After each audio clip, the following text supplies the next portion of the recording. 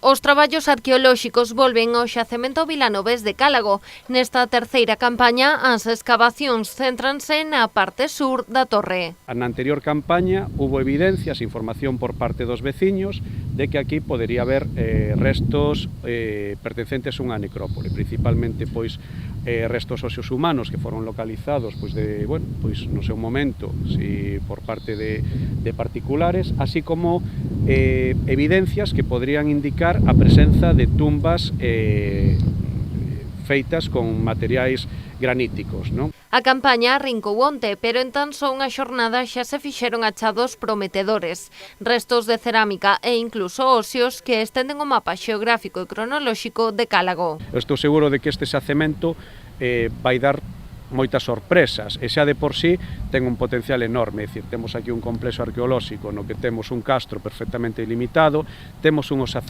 niveis castrexos, temos uns niveis romanos cun nivel de cuncheiro que está dando unha información moi interesante, temos esa ocupación medieval. Estes achados animan ao Concello a manter a súa aposta polo estudo deste xacemento. Non renuncian a localizar os restos do mosteiro que existiu na zona, pero o avance dos traballos arqueolóxicos fai que haxa maiores perspectivas. Al sur, que en teoría, en la tradición local, que me parece los arqueólogos, pero también en la tradición local, no había nada,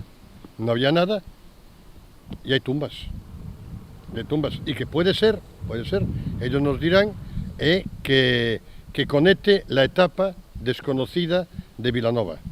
Nosotros tenemos la ilusión de dar una continuidad a Vilanova desde la época castrexa a la época actual con los años. De feito, o Goberno local xa mantivo conversas coa Consellería de Cultura para continuar as excavacións en Cálago en futuras campañas. Esto es el principio del principio.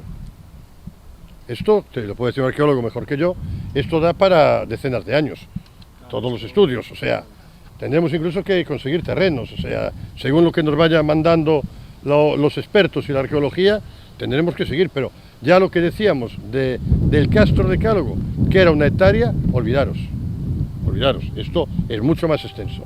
O equipo de expertos que traballan na zona aseguran que estamos ante un xacemento que mantivo unha actividade continua durante cando menos 1000 anos.